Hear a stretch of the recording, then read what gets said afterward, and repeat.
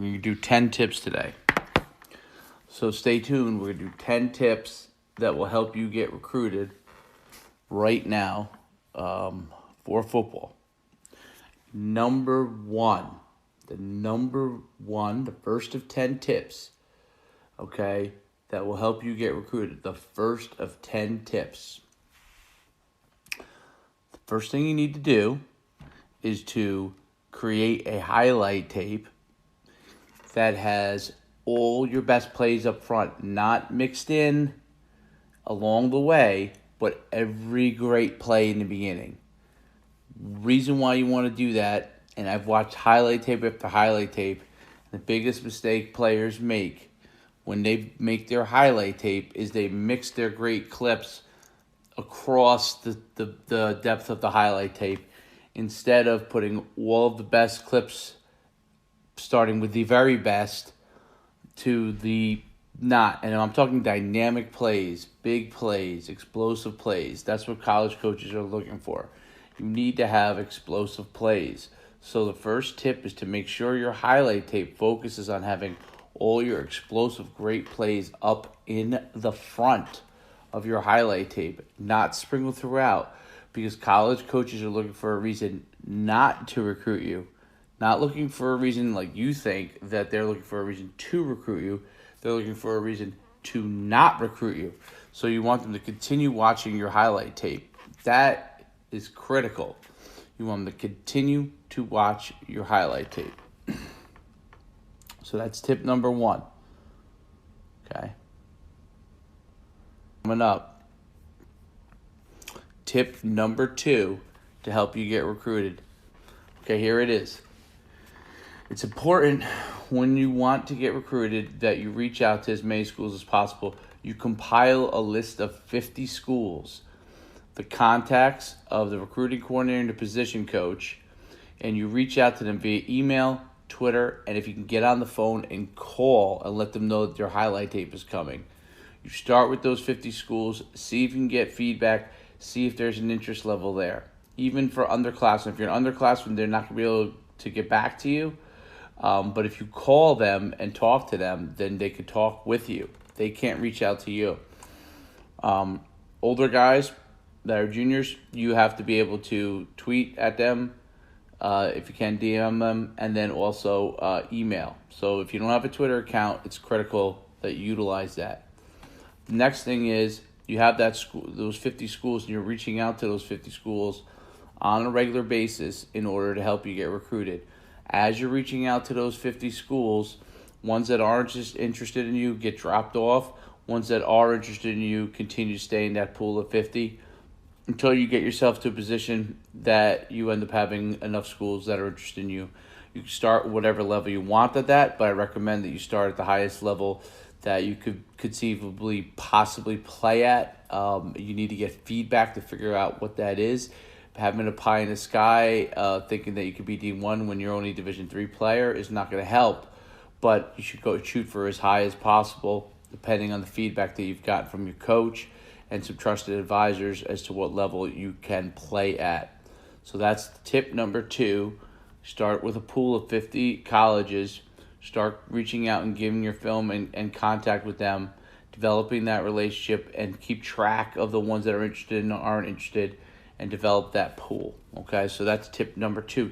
You go to myfootballcamps.com or NUCsports.com, and you'll be able to get a plethora of information that'll help you get recruited, a plethora of camps and events to be able to showcase yourself at. That's myfootballcamps.com and or NUCsports.com. Okay, tip number three coming up soon. Tip number three coming up soon.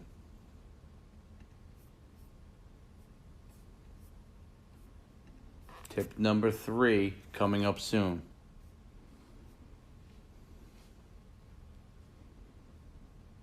All right, here it is. Tip number three. This is critical in order to get jumpstart your recruiting process.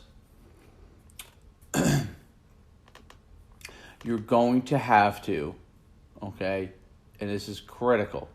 in order to get recruited, you're going to have to get yourself on campus. Now, it's much more difficult during COVID to meet with coaches. So if you're in a state that's not possible, that's going to be difficult. But if you're able to get to junior days, or you're able to get to a virtual junior day, what's a virtual junior day?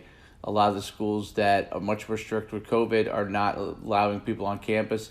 There's an extended dead period through May 31st, so who knows if you're going to be able to even get on campus.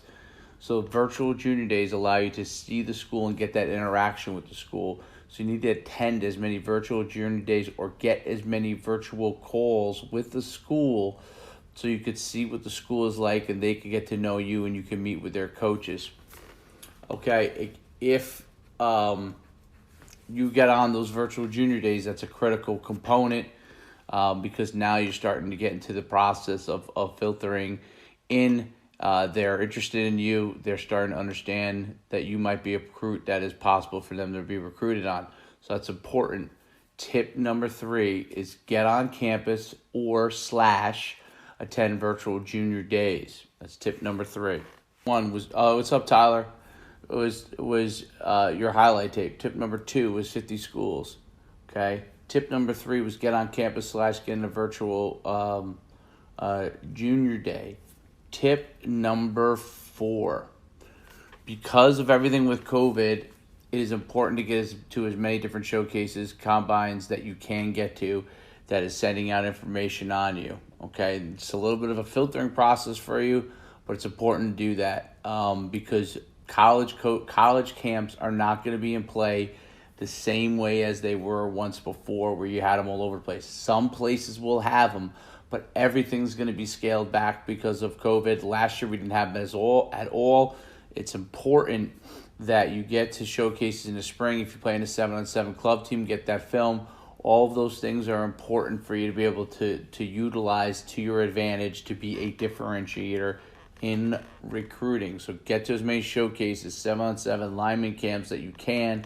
That filming is getting done, that you can get your hands on film or someone's filming you in a crowd so you can then utilize that and start jumpstarting your recruiting process. That's tip number 4.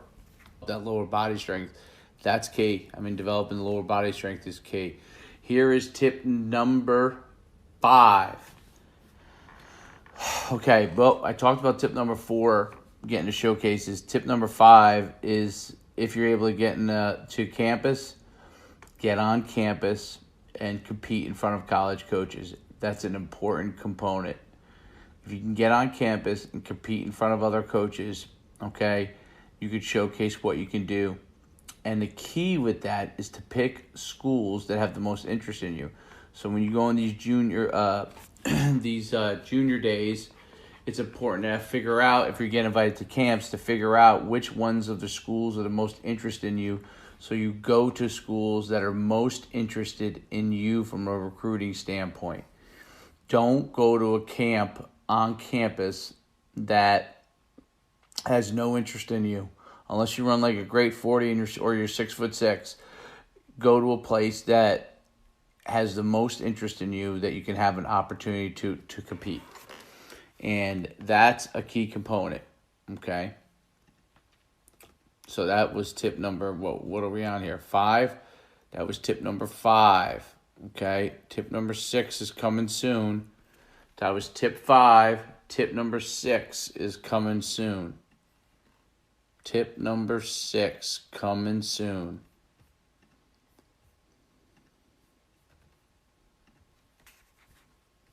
Tip number 6 coming soon. So we've done 1 through 5. Tip number 6 coming soon for recruiting. Hang tight.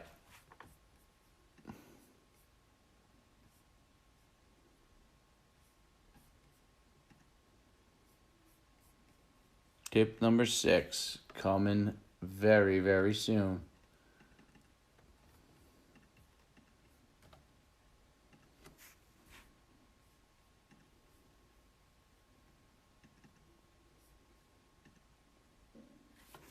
What if you're very undersized and 5'8"? Obviously, everyone knows height matters.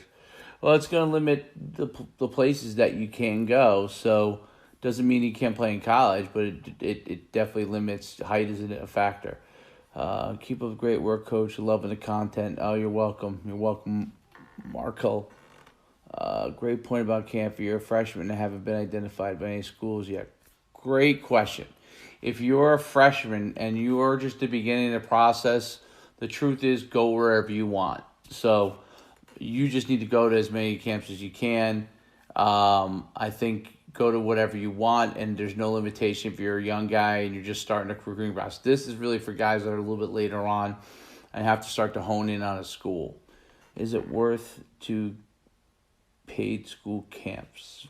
I think you're talking about college camps, but yeah. I mean, that's what I talked about in that was tip number 6. Yeah. So we're on to tip number 7 here, but tip number 6, which was going to college camps. So it's important that you get on college campus and figure out the ones that are the best fit. Okay, tip number 7 coming up soon. We did 6. We got 7. Tip number 7 coming up soon. Tip number 7. 6 to 2:30, you're in good shape. Tip number 7 coming up soon. Tip number 7.